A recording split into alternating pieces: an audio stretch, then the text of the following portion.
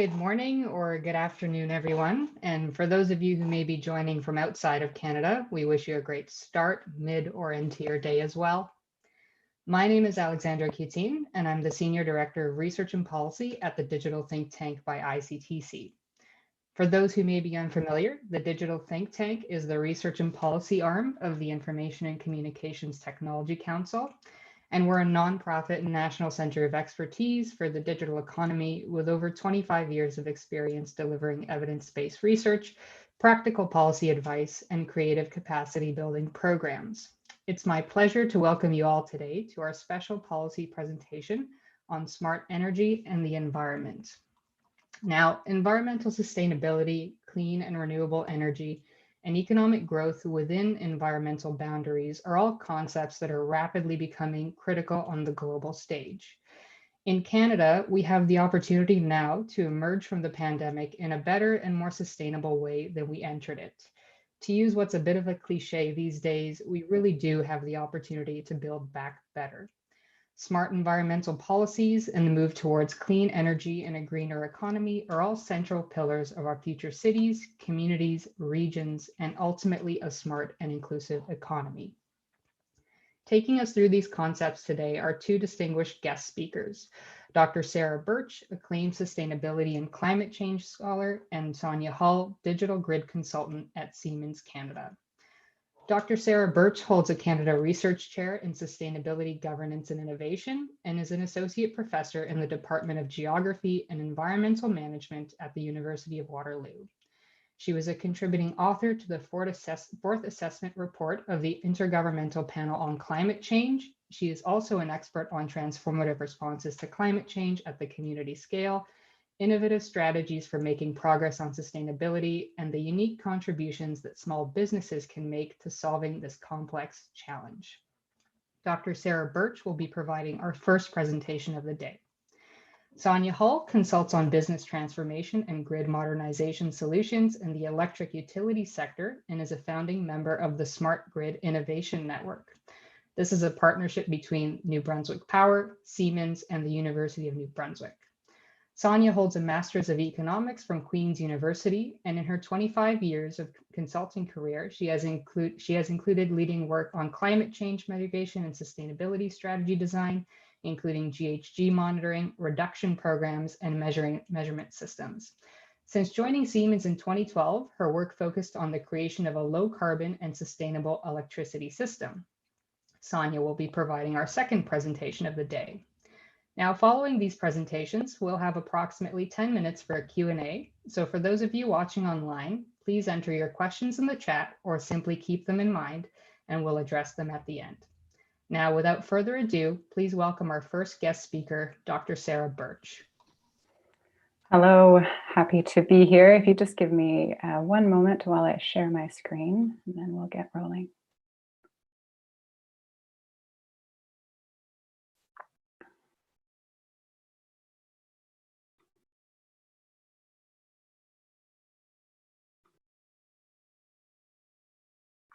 Okay, how does that look on your end?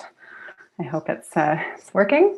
Thank you very much for that kind introduction. I'm thrilled to be here today to discuss these issues with you and provide a bit of context. And I'm particularly thrilled that Sonia will be coming after me to tell you all how to do these things. I'm going to throw some big ideas at you and she'll come in with some much needed, I'm sure, specifics and really great ideas. So let's get rolling. As you begin your conversations today with this theme of smart energy and the environment, I'd like to just spend some time talking with you about the various pathways to sustainability that we can follow in our cities and in our communities as well. I'd like to explore with you the depth of the challenge, but also really focus our attention on the exciting solutions that already exist that we can apply in our communities, in our provinces, states, regions, nationally, and really, around the world. In particular, I want to propose or to suggest that there's no one single vision of sustainability. There's no one way that communities can or should look. Certainly, we don't want to find ourselves in 2050 with hundreds of virtually identical communities devoid of culture, devoid of richness and diversity around the world.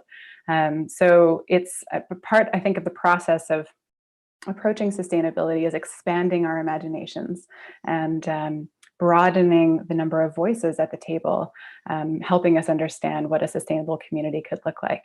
So for me, sustainability is an expression of the values that we hold, of the priorities that we hold.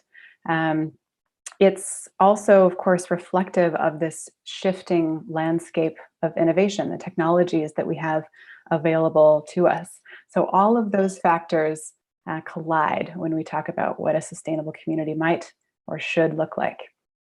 So over the next 30 minutes or so, I'm going to explore different ways of understanding this challenge of transformation in urban spaces, some tensions that might emerge between our more traditional ideas of what prosperity is and whether that comes into conflict with environmental integrity. And also those really promising sources of creativity and imagination that we can look to help us solve the problem. So the first thought I'd like to start with is just related to the imperative, the transformation imperative. What is pushing us to have these conversations about new ways our communities could function, new roles that our communities could play? A group of scholars based out of the Stockholm Environment Institute in Sweden set out to understand whether or not they could gather quantitative data to sort of outline planetary scale systems that humans and our activities may or may not be putting pressure on. So to define this safe operating space, as they call it, for humanity, and to assess whether or not, in the case of these multiple planetary scale boundaries, we are in fact coming perilously close to thresholds or tipping points where the changes that we are enacting in the world are running the risk of pushing these systems into sort of zones of deep uncertainty, where the effects on these systems ripple out to sort of continent-wide or planet-wide change. So they identified 9 of these planetary boundaries. You can see them here. Novel entities, which is a strange word for new stuff we're producing, like radioactive material, nano particles, this kind of thing. Ozone depletion, atmospheric aerosol loading, so putting tiny aerosols into the atmosphere, ocean acidification, injecting massive quantities of phosphorus and nitrogen, these fertilizers, into waterways, freshwater use, land system change, biosphere integrity, which is usually encompasses biodiversity and genetic diversity, and of course, climate change. So as of only a couple of years ago now, these scholars have sort of put out the call that in fact, we have transgressed these planetary boundaries in at least 4 of these systems. And of course, climate change is one. So this, for me, the planetary boundaries data, this figure, these ideas, kind of give voice to a feeling that I think we all have, which is that transformations are already happening, whether we like it or not. But many of these transformations are deeply undesirable. And the pace of change is rapid. These 24 indicators show us the incredible acceleration of human activity just since 1950 or so. These exponential curves in so many areas: water use, paper production, large dams, fertilizer consumption. It kind of makes manifest, makes visible the pace of change that we all feel, that we all see, and that we all know to be true. And then, you know, obviously links those to those really important Earth system trends that we're seeing, that are evidence that we are having an outsized footprint on the planet. There's one in particular that links to that planetary boundary that I showed you at the beginning, which is our emissions of carbon dioxide. So this, of course, is probably very familiar to many of you, but I'm going to spend just a minute or two ensuring that we all kind of have a shared understanding of the urgency of the climate change challenge. I hesitate to call it an emergency, and I have reasons for that, because I think that humans aren't wired to stay in a state of emergency for a century, which is what it takes to deal with this challenge. But there is great urgency behind addressing climate change, and we're going to talk about why. So any day of the week, you yourself could go to the Scripps Institute for Oceanography and take a reading of the carbon dioxide concentration at Mauna Loa Observatory in Hawaii. So this is a now famous series of carbon dioxide concentration readings. So this is how much of that stock of carbon dioxide is in the atmosphere because of our consumption of fossil fuels and the emission of greenhouse gases. And throughout the year, these readings are taken, and they have been taken since the late 50s, early 60s. So presumably the lifetime of most, if not all of you in the room here. So we see this nice and tidy little jagged line going up and down, but steadily tracking upwards. And now we know, as of November 30th, when I last logged on to get a reading, we're at 413 parts per million of carbon dioxide in the atmosphere. The jagged line, I'll just take a second to explain that for those of you who haven't encountered this, and this is, by the way, called the Keeling curve. This is just a very normal seasonal pattern because of the vast deciduous forests, all of the forests in the northern hemisphere that lose their leaves in the fall and winter and then leaf out again in the spring and summer. All of that carbon is sucked from the atmosphere and bound up in those leaves in the spring. So we see carbon concentrations going down a bit in those months. And then in the fall, when those leaves descend and decompose and release that carbon back into the atmosphere, we see the carbon dioxide concentrations going up again. So I sort of think of this as the planet just very naturally breathing in and out. But the upward trajectory of this curve is not normal. We even see just how abnormal that is if we zoom out a bit and look over the last 10,000 years. So clearly there hasn't been somebody in Mauna Loa taking carbon dioxide concentration measurements for the last 10,000 years, but we can take ice cores. We drill down deep into the ice and take a tube of ice essentially, and those little bubbles in the ice that go back in time, the deeper you go, capture little samples of the atmosphere at that time. And they show us that indeed, the concentrations of carbon dioxide that we are currently seeing are unlike anything we've seen in the last 10,000 years. And even if we go back 800,000 years, this is where we find ourselves today. So nothing about this is normal. The last 10,000 years are significant because this is really the climate in which humans have built our cities. This is, the stability that we've grown accustomed to as we've built our vast cities, many of which are on coastlines, and we've built our agriculture system out of it, we've built our economy out of it. So we've relied on the climate as it has been for the last 10,000 years. But now we've pushed it into this zone of deep uncertainty. And the result is this. So this figure shows monthly averages of surface temperatures all around the world. So each little bar is a country around the world. And we're scrolling through from 1900 until today. Blue is cooler than usual, yellow is about normal, and orange and red is warmer than usual. So you can see that almost like a pot bubbling over, our emission of carbon dioxide is leading directly to rising temperatures at the surface.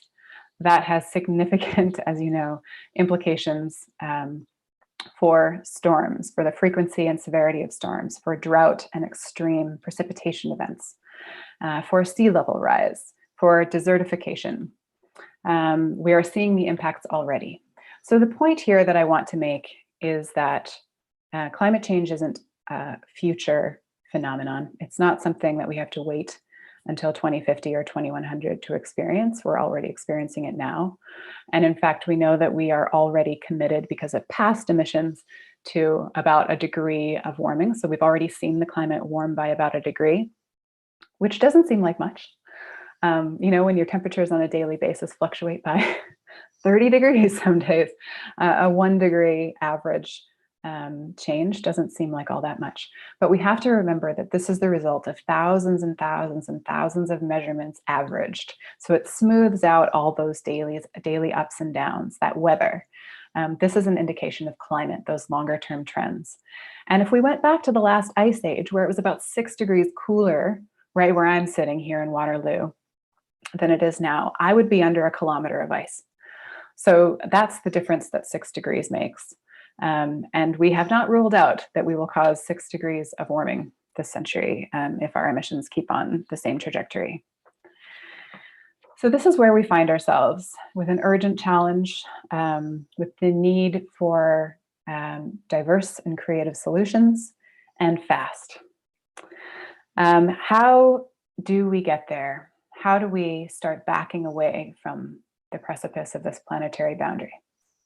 Well, we have a very tragic example of how quickly emissions can come down that we have witnessed and now sort of measured since the onset of the pandemic of COVID-19. For instance, it's estimated that in total lockdown, comparing the carbon emissions from New York to Paris, in Paris, during a lockdown during the March lockdown, emissions went down by 72% in a single month. But in New York, emissions only went down 10%, which is mysterious because they were both on lockdown.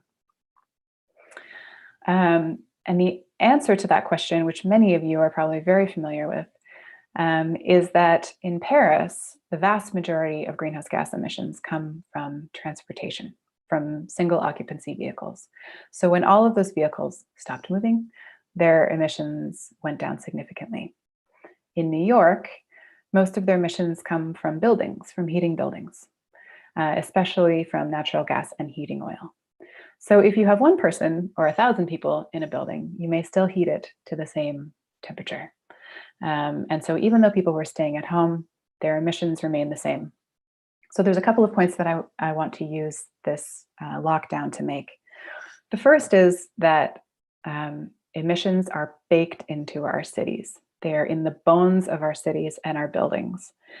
And as a result, many of our carbon dioxide emissions are beyond the individual control of someone like you or me. So they are very much a governance challenge, a collective challenge to reduce. I would also say that no one in their right mind would want to reduce carbon dioxide emissions the way we have over the last 8 or 9 months, with the absolutely tremendous toll on lives and livelihoods and the incredible toll on mental health that the lockdown has imposed. So in absolutely no way am I suggesting that COVID has been good for climate change.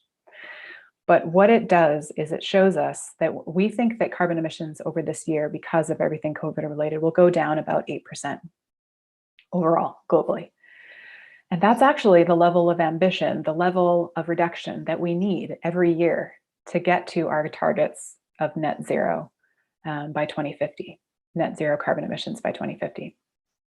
So we don't want the toll that we've taken during the COVID pandemic lockdown to be the way that we go about addressing climate change. There's no need for that. There are other ways to do it. So let's look at some of those other ways. I'd like to begin exploring those just by taking Canada at large and having a bit of a discussion here about Canada's role to play. And for those of you coming in from other countries, this applies in different ways, depending obviously on where you're from. But in the Canadian context, we've built an enormous amount of wealth from fossil fuel-based resources. Those resources have fed families. They've created livelihoods that are worthy of pride. They've built cities. They've supported, in many aspects, what we know as Canada today.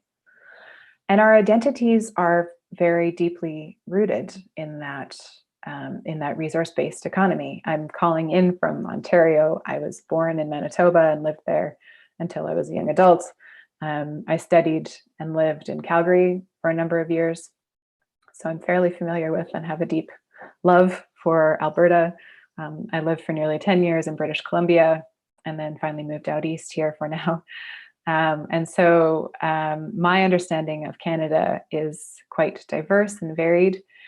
And it seems to me that, this image, for instance, created by an incredible network of colleagues with Sustainable Canada Dialogues, illustrates just how much Canada has to offer in terms of renewable energy resources as well, that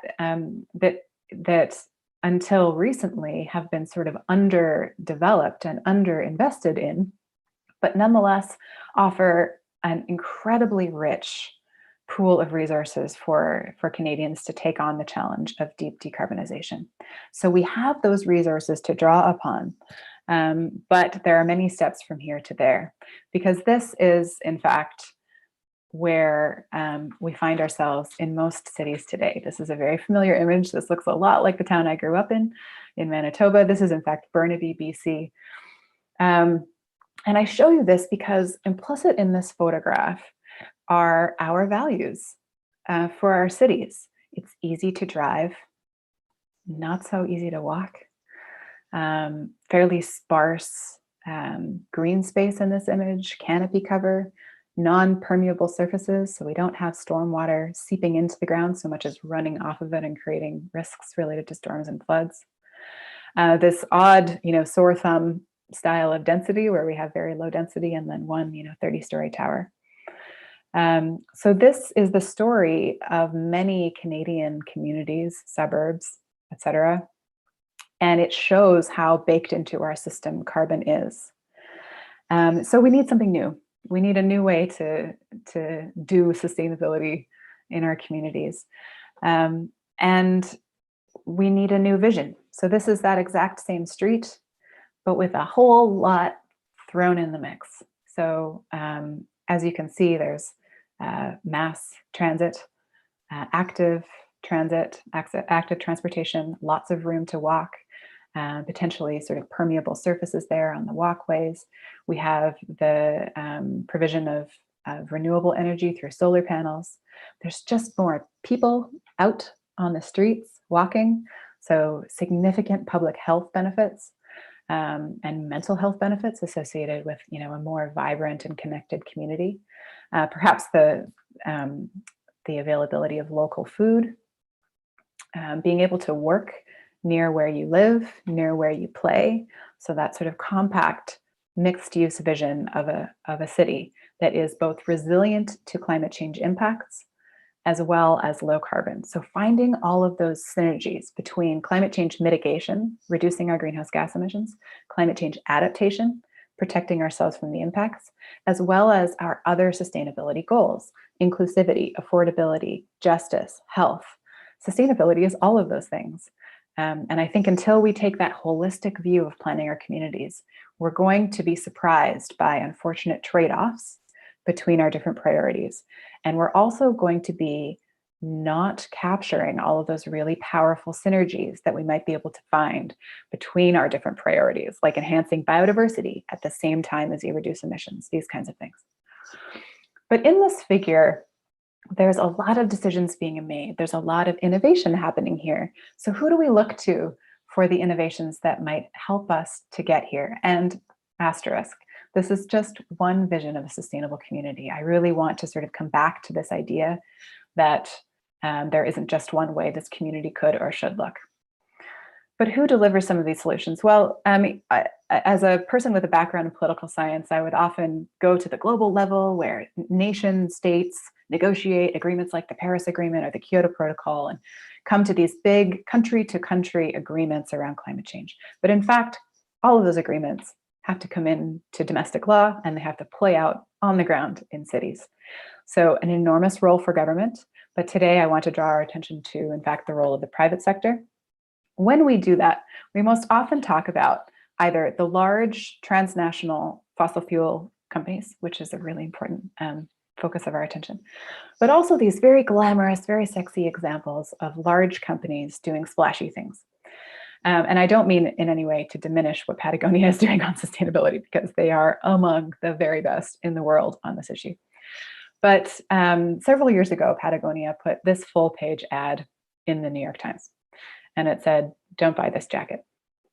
Their point was that they were moving towards this very deep ethic of, we're not going to create like niche products for every single one of your needs. We're going to create just one thing that will do many different things for you. They started this incredible repair service where they would fix any Patagonia product that you had that you needed repairs on.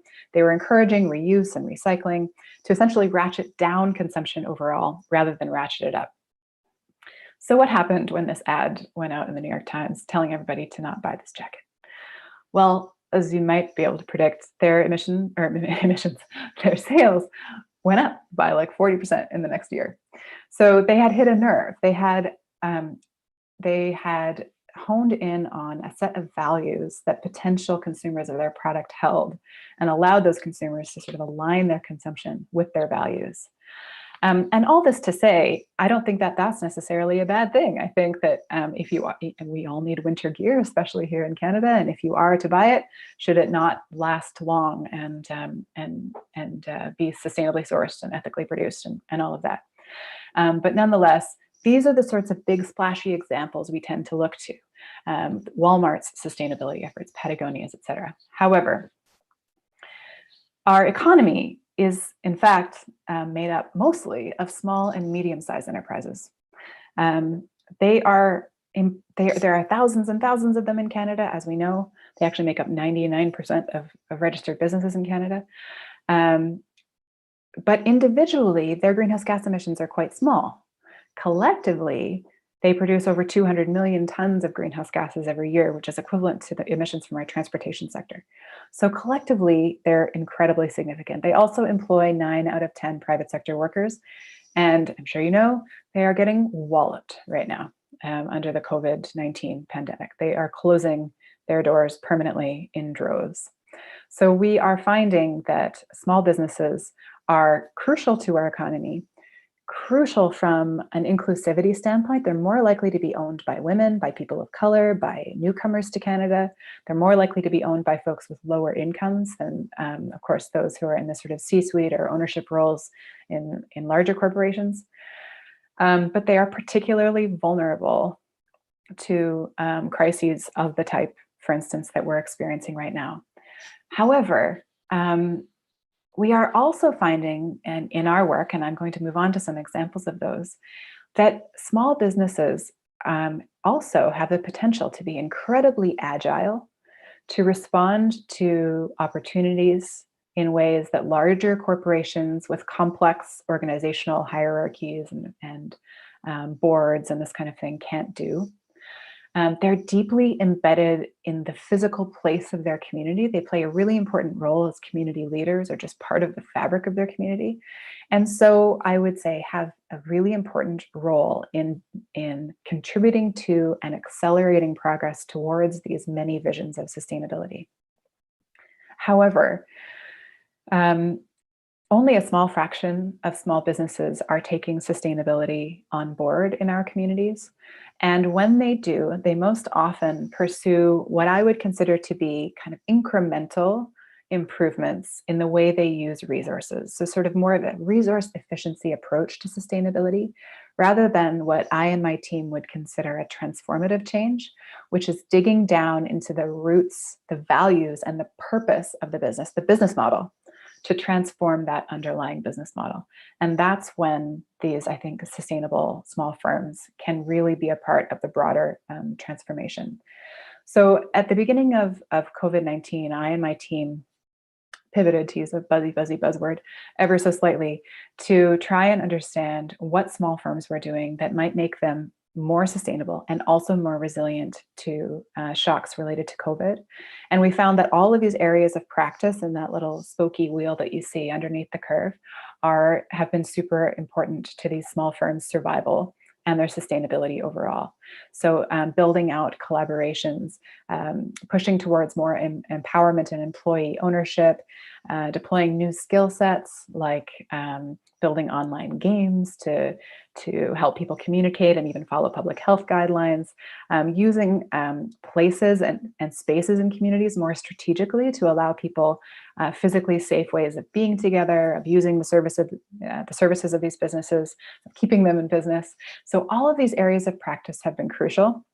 And the point I want to make here as well is that it's my strong belief that that the recovery to the COVID-19 pandemic provides an unparalleled, if entirely tragic, opening to think about ways that a recovery can be itself sustainable, just, and inclusive. However, if we recover without that in mind, we are continuing to lock ourselves into that high carbon pathway that we know hasn't done a service to our communities and to the planet overall. But we only have to look around the planet now to see these examples of what is already working. So I'm very much of the mind that we don't need to wait for some magical, mythical invention to solve the problem for us 20 or 50 years from now. There are small firms all around the globe, here in Waterloo, across Canada, that are doing this stuff already. We see a social enterprise in Vancouver, for instance, that runs community gardens and supplies that food back to schools. We see an organization in New Zealand that has sort of helped to contribute to Christchurch's recovery from the earthquake, which demolished much of the city centre several years back, and now is playing this really important role of convening communities during COVID. On the far right, you see a person that I know quite well here in the Waterloo region, named Paul Rack, who runs Veriform Inc., which is a steel fabricator, not a usual suspect on climate change innovation or sustainability. But he has managed to reduce his emissions by 70% while increasing his floor space, nearly doubling the size of his plant, and increasing his staff, weathering the 2008-2009 financial recession, while also being a mentor to other firms that are seeking to undertake this sort of transformative sustainability action. So all around us, we see examples of small firms being agile, being creative, and participating in what I would think of as this radical reimagining of our communities. So in the words of famous science fiction writer William Gibson, whom I love, he says, "The future is already here. It's just unevenly distributed." So we see where we might want to go. If we look around us already, we also see where we might not want to go. So to return to this image of a transformed space, I would say that, of course, we know that transformation is already happening. So that is a theme that I want to sort of leave you with. Whether we like it or not, transformation is happening. But is it the transformation that we want? Is it this deep underlying shift in the logic and the values of our economy to reconcile prosperity, which we might redefine as well-being, as health, as ensuring that our children have better lives than we have now, with environmental integrity? So bringing those two together, because we can't have one without the other. What pathways can we follow here? I would say ones that are inclusive, ones that are holistic, ones that are flexible and adaptable, so we can revisit and iterate and shift as we need to over time, but ultimately ones that foster this radical reimagining of sustainable communities. So with that, I thank you for your attention. Thank you very much, Dr. Birch. That was a really enlightening presentation, and I especially liked how you brought together the concepts of consumer behavior, community values, and of course, considering the role that small businesses play in Canada, how they can continue to compete and play a central role in this revitalization of our economy. Next up, we have Sonia Hull, Digital Grid Consultant at Siemens Canada, who's going to tell us a little bit about how we can put these practices or how we can put these theories into practice. Sonia? Hi, everyone. Great to be here. Thanks so much for the invitation. And first, I'd ask if there's a video that Mairead is showing. that I think she's going to put up. I'll introduce it. I wanted to start with this video because I think it will position everything quite well that I want to talk about. And in fact, I was making notes when Sarah was doing her wonderful presentation. And despite the fact that we didn't collaborate ahead of time, there's many intersection points between her setting the stage and me maybe taking it to a level that she indicated I might be taking it. And I think that it should kind of come together nicely. But I'd love for you to have a look at this video and keep a few of these concepts in your mind as I speak afterwards. Okay, Mairead, thank you. Brooklyn Microgrid is a hotbed for a new type of platform that allows people like you and me to pick the energy supply we want and to participate in the collective journey that allows us to lead the change that we want to see. I'm George. This is my brother Willie. We grew up in the Gowanus, and this is our office right here. Everybody has to do their share, you know, and it's got to start someplace. Everybody invest in solar panels, or whoever can afford it, or buy power from their neighbor.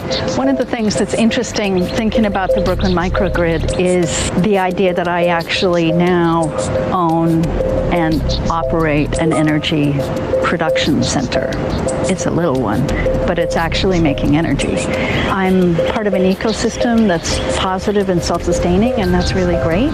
To be more independent, to be sharing resources, to be mutually supportive. All right, we're at Cobble Hill Cinema in Cobble Hill, Brooklyn, in front of our family's 5-screen theater with a solar array all over the roof, you know, to be able to provide energy maybe for emergency services, or, you know, someone in need that has no access to power that would really require it in an emergency. It's how a neighborhood comes together, and that's how we're there for one another. One of the driving factors for me, I would love to be able to store power on the microgrid for my use or for use in an emergency. I would like to know that my community is safer because the microgrid is here and because we have the power available. I mean, look at this. This is fabulous. You can't get this anywhere else in the city. I got solar panels because I had all this roof space. We have all this sun. I decided, let's make some energy. And this is also where I have my business. Our little bookstore here, Powerhouse on 8th, is on 8th Avenue between 11th and 12th. And so I will buy from my neighbors and that are prosumers. I might buy for myself, I don't know. But I've decided I'm gonna put my money into the community. I'm gonna buy local. So we're very excited to work with Brooklyn Microgrid. It means a lot to us on many levels, just the environmental impact that it has, and the fact that on a beautiful sunny day like today, you can produce more energy than you are consuming. And you could also sell it to your neighbors. They can understand how great it is that you are a green energy producer. You know, the amount of loss that happens, you know, just to get energy to the end user is substantial. If you can generate it locally, that translates into the maximum use of the energy. And if somebody next to you can benefit from it, it's a win-win situation. You know, we don't get rid of fossil fuels in one fell swoop. We use 100 incremental steps, and one step is to harness the buying power of ethically conscious consumers who want renewable energy. The Brooklyn Microgrid participants are a sensational body of both cultural and economic diversity, from well-off homeowners to families of public housing, from millennial entrepreneurs to old-school Brooklynite grandmothers. It's a top-to-bottom, bottom-to-top strategic plan that allows everyone to play a vital role in leading the change that will ensure the world knows the stakes Brooklyn plays by.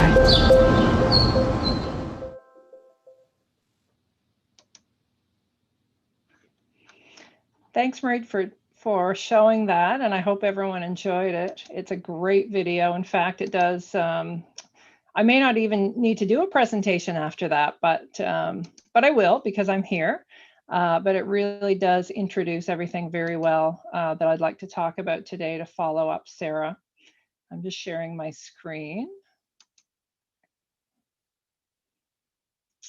Okay.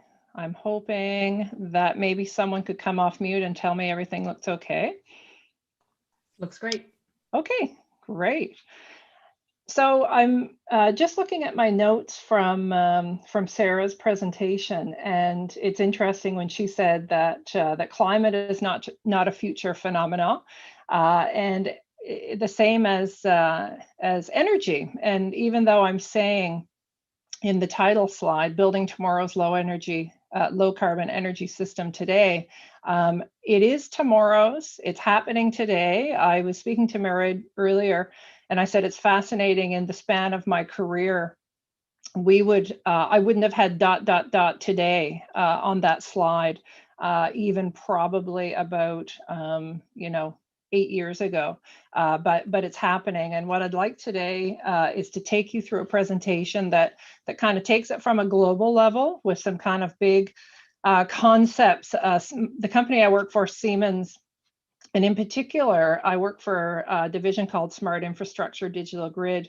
And this is really about low carbon energy and the connection and the intersection points between the infrastructure in our lives and the power grid and where that energy comes from to power that infrastructure. So I'd like to kind of weave a little story for you today. And I think the video probably has already presented to you a few concepts that I'm going to talk about, so I may not have to explain them in as much detail. But as Sarah talked about in terms of trends in the environmental landscape and climate change, we have some very significant trends happening in energy, and these are probably not news to this group that's watching here today, but obviously climate change is our topic of the day around smart energy. Low carbon electricity system. We have a very rapidly, changing pace of technology advancement in energy. Well, in technology in general, but definitely in energy. And then we really have something else happening here. So you kind of get this interwoven story of this energy space is becoming much more societal with a human face. And you saw that in the Brooklyn microgrid video, because we have societal desires now to control and be more involved in the energy system, because there's many reasons. There's kind of our environmental ethics. There's the fact that we have large segments of the population that are very technologically advanced and they're interested in this technology. So those three, I always like to say those three forces, or they're mega trends really in the energy space. They're pulling us into the future and they're pushing us into the future. And really, this is where the crux that we're at, and it is a crux in the energy system. It's a transformation, and it's something that doesn't happen overnight. Just like climate change mitigation doesn't happen overnight. This is a long game. We're in a long game here. And we have challenges in front of us. And I'm going to talk a little bit about some of those challenges and those global trends. This is one of our Siemens slides that's from Siemens Global, which is, I'm going to kind of take the global view and then take it down to our national energy scene. And then I'm going to talk about local, real things that are happening, kind of like the Brooklyn microgrid project. So the global trends, none of these, again, are news to anyone here, but it is interesting to see them on a page because it's very current. We have, obviously the digitalization aspect, globalization, urbanization, climate change, things like flexible working. Even now we have physical distancing in there, given our COVID realities in the last 8 months or so. So all of these things are coming together to really kind of pull us into a new reality as it comes to how we live in our communities, how we consume power, and certainly with carbon reduction and low carbon directives, how we produce power.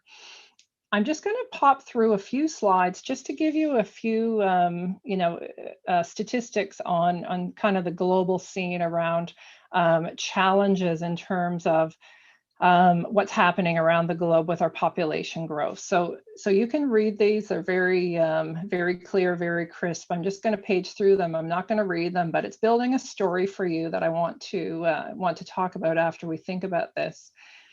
So growth in population, growth in living in urban centers, growth in, this is a fascinating one. It's actually quite scary, I'm sure, to all of us, the amount of time people spend indoors. And again, I look back at my notes from Sarah when she talked about Paris in New York. And that was an incredible slide.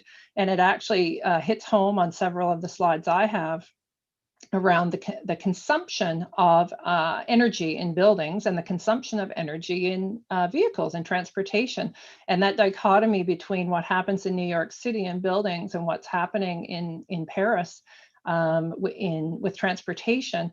It really was a kind of a very good reminder and introduction to what I'm talking about today around energy. And with carbon emissions, really the two big, I guess, bastions of opportunity for high emissions that we have to get down. It's our duty and our requirement is in transportation, as well as energy generation, power generation. And this is another interesting one. It kind of hits the nail on the head to what Sarah said as well around the energy used in buildings. Those are global stats, keep in mind.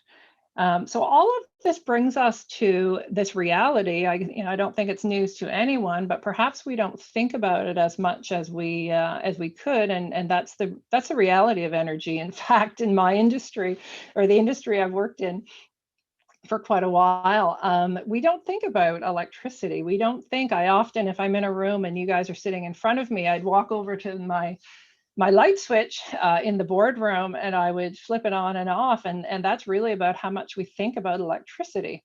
But yet just take a look at those photos and you really see that it essentially powers our life, right? So everything we do, think about during COVID when we're at home and we're working and we have many more kind of requirements in our home for power.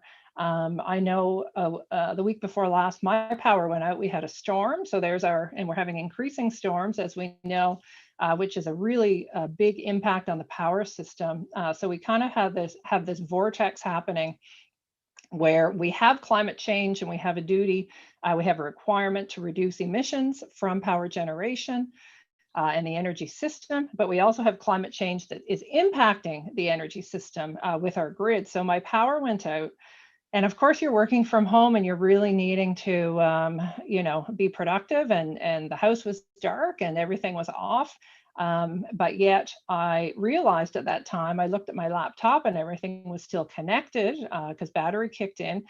Then I realized that we had this great little feature on our Wi-Fi router, which is that it has a 4-hour battery.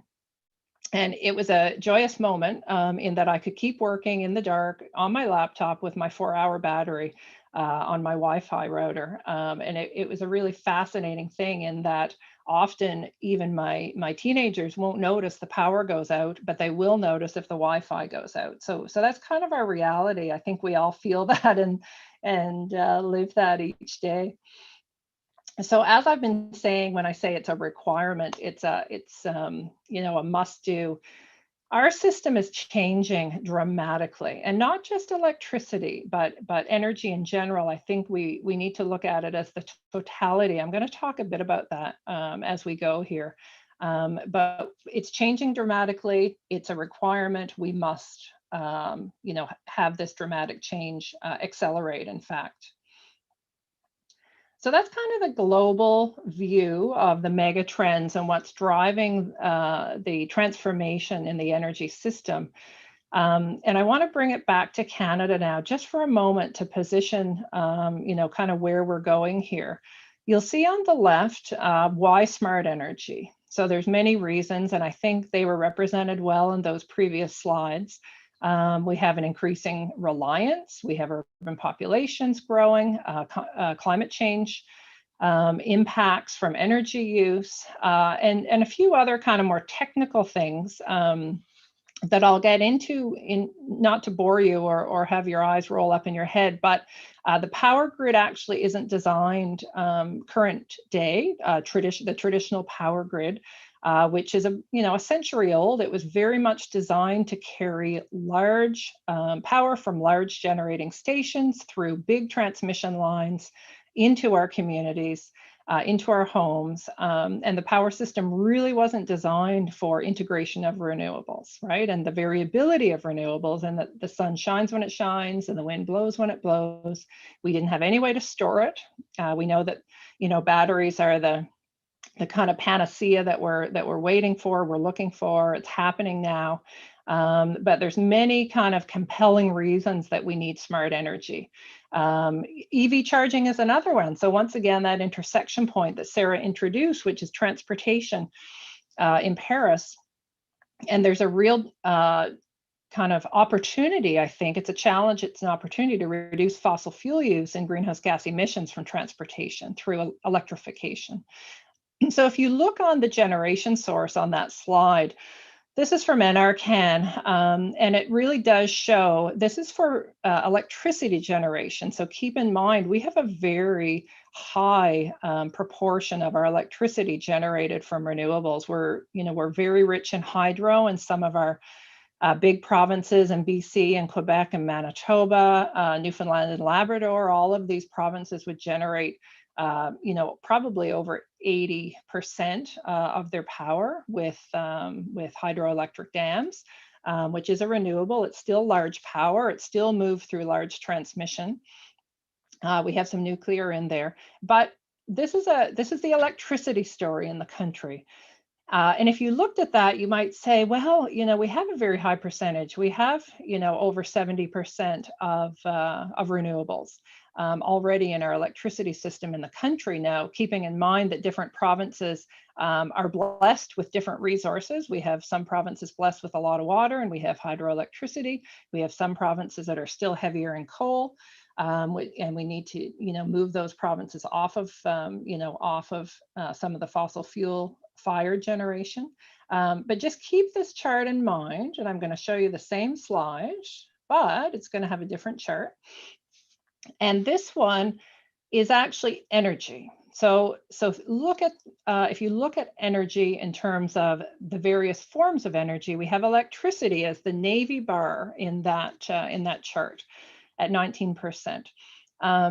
So if you look at that, you get a real sense of where the opportunity is, right? So in terms of the opportunity to electrify, with clean electricity, clean power generation, there's a real opportunity to reduce fossil fuel usage, from petroleum and other sources. So to really achieve deep decarbonation, we know in the energy system in its totality, we need to have high electrification, right? And then coupled with that, our electrification sources need to be clean. They need to be renewable. So it's a complicated story. It's not complicated to put it out there like I did, but it's complicated in terms of the transition. So you can kind of get a sense of the requirement here to transition away in the totality, not just power generation, in transportation, in how we heat buildings. Is it going to be with natural gas? Is it going to be with oil? Are we going to electrify, right, from clean sources? So this brings me to a really interesting term, and it's not a really new term, but it's something that's not used a lot. And I think it kind of encapsulates all of that, those previous two slides, which is it's beneficial electrification.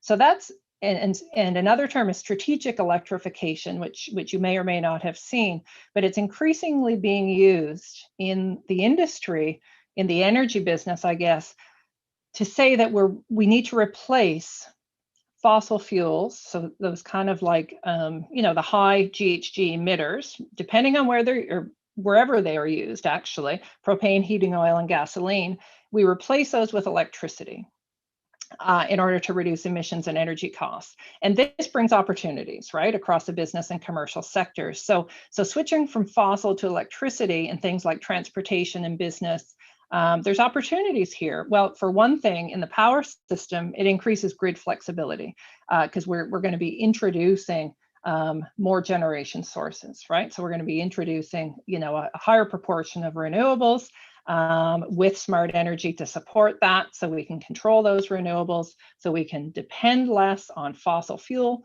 fired generation from our big power plants, reducing business costs, energy costs, and obviously the associated greenhouse gas emissions. So how we're doing this is with innovations at the grid edge, and at the grid edge, I mean in your home. So think about, at the edge of the grid, go out from what I described through transmission, through distribution, into your home. We're the grid edge, right? Solar panels on our roof are grid edge. So we're moving from that large central generation to generation at the grid edge. Solar panels, batteries, small wind farms, things like that. So customers become part of the grid. So you saw that in the Brooklyn video. They don't just consume electricity, and I think you heard the gentleman say he's a prosumer, right? So prosumer, what's that? They produce it. They may sell it with their neighbor in peer-to-peer energy trading. They may store it.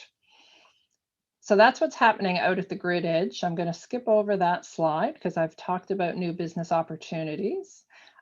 This is a quick one I just want to cover in terms of, it's a bit techy maybe, but you get to see kind of how this smart grid in the middle, a smarter grid, the control systems, the digital grid actually orchestrates, I like to call it like synchronizes, the orchestra, I guess, of power use and generation, so consumption and generation. So the smarts is really what's going to allow us to make this leap to a sustainable future. And my last few slides, I'm going to bring this local because this is not pie in the sky. This is not something to be happening in the future. Despite the fact, we do know, and I love that quote as well, the future's here, it's just not evenly distributed. It's not yet, but it's happening. We're actually working on things like Brooklyn locally that are going to take us into the future, hopefully, if we can apply them on broad scale. And we're working on that here in Atlantic Canada on a project called Smart Grid Atlantic, federally funded initiative with 2 utilities, NB Power, Nova Scotia Power, and Siemens. And it's focused on all the things that we were just talking about and the things that you saw in the Brooklyn video. Here's a bit of a chart. You see what's, or a graphic, you see kind of what's happening. We just had a big announcement yesterday on our Moncton development in an area called Halls Creek. It's a new residential development. We have a Shediac Smart Energy Community project that's running with 500 homes in Shediac, with energy technologies, net zero buildings, new community solar farm, and we have installations of electric vehicle charging and solar and storage in Nova Scotia, all connected by a Siemens platform in the cloud called the Energy System Platform. So this is what I talk about in terms of the smart grid and the smarts of this. To be able to do all of this, we need technology. So this is what we launched yesterday, interesting for everyone. If you want to jot down the website, it's www.northbranchmoncton.ca. Brand new, just announced yesterday with Siemens NB Power and the developer. And it actually is going to be smart energy development with zero energy homes or zero energy ready homes that we're putting technologies into, including solar and storage, a nano grid, which is like a tiny grid in a home, and then you connect all those tiny grids into a microgrid, and that neighborhood will be a microgrid. It will produce its own energy. Homes can sell energy to each other. They can sell energy back to the grid. And we're testing all of these concepts in this neighborhood that will build out in the next couple of years. Little example of some of the homes, that very highly energy efficient homes, smart homes, lots of smart technologies in them, including the energy technologies that we're putting in them. I could talk on and on about that, but I'm cognizant of my time. And so if people have questions, I'd love to answer them. It's a very exciting topic, but I guess my final kind of summation would be that as we move to the future, and you saw a gentleman in the video, in the Brooklyn video, that said the transition happens incrementally. And that's true. We're not just jumping from full centralized power, fossil fuel, to wind, to solar, right? We have to transition into that. We have to make sure that society can depend on the power system, that it's reliable. We have a commitment and a duty to make sure that we have a secure and stable power system. But the transition with smart technologies can take us there.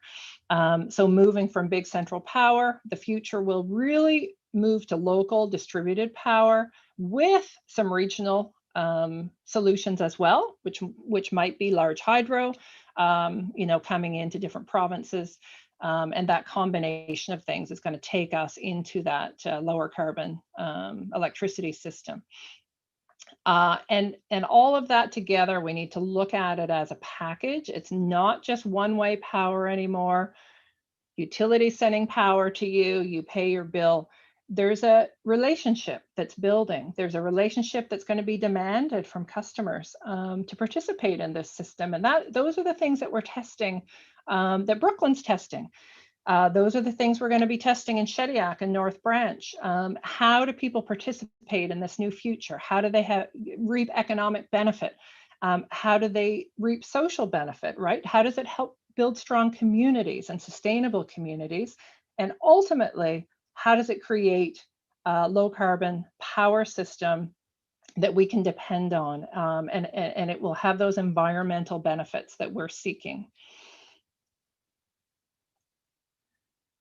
So that's what I'd like to share with you today. As I said, I could go on and on.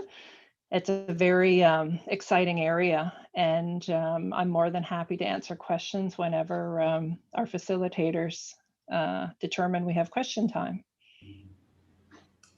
Hi, thanks so much, Sonia, for that great presentation, and thank you to Sarah as well. We do have a few questions in the chat here that I'll start to address one at a time. I think we do want to keep on schedule, so I think we'll take 1 to 2 questions. And then I want to make sure everyone is addressed, so perhaps we'll send the other ones in writing, if that's okay, and follow up with questioners after the event. So to begin with, we have a question from Mel from the University of Ottawa. And she has a question about the Brooklyn microgrid example, having presented on it in her classes before. She's wondered, why not in Canada? Is it the policy, market, or the technology, or something else that is not picking up so fast here? So that's a question directed at Sonia. Yeah, it's a very good question. In fact, that is the question of the day. Why don't we have more of this? The truth is there are structural and regulatory challenges. And so we know that, one thing that's definitely known in the electricity system is that the regulator, and everyone in their own province probably knows who the regulator is. They're energy regulators. And we know that in North America, the regulators haven't kept pace with this energy transition. In Europe, there are some regulators that are actually pushing the transition. They've actually mandated that the utilities offer smart meters. We would love to be in that position. And there are structural challenges in terms of the power system to do broad installations of something like the Brooklyn microgrid project. We have to know that the power system at the distribution level can accept that, right? So we still have to, there are still smarts that need to be in the power system in general, and they need to be evenly distributed. We can't, like the reason we're doing that project in Moncton, it's really interesting. We have a lot of congestion in the power system going into Moncton. So there are several options. You build a big transmission line and you bring power in, or you try some of these things. You get people to reduce their power consumption from the grid at peak times because they're producing solar power and they're storing it in their battery overnight, right? So we still have a lot of structural and regulatory and policy, I would say, evolution to achieve. And that's part of what we work on, you know, in the industry as well, is evolving this landscape, right? So we can do more of those things. But again, you know, it's a long road, right? So we hope to see more of those projects. There's a lot more interest. We feel there's going to be a lot more interest after Smart Grid Atlantic and what Siemens is working on, which is a global, this is an energy system platform for the world that will make this, it will make this reality easier to achieve. Amazing, thank you. And I see we have a significant number of questions in the chat, and I'm very sorry, folks. I know these are all fantastic questions, but I want to make sure that we can get to the discussion portion. So I just want to turn it over to Sarah and Sonia for any closing remarks you may have before we take a quick break, and then we come to our participatory roundtable. Well, I won't stand in between you and your break, but it was an honor to be here. I wish I could be a fly on the wall for your next hour of conversations. And anyone who's been here today, don't hesitate to reach out and drop an email or tweet at me, and we can continue the conversation. And I would offer the same. I'm more than happy to answer any questions. So Fawn, if you want to take all those chats, and I'm sorry if I went over in my time, so we didn't have all those questions. But I would love to answer them personally, you know, respond back to folks on that, or however you want to do that. But thank you so much. It was a pleasure to present with you, Sarah, and to have you open up the floor that positioned it very, very well. And thanks everyone who came to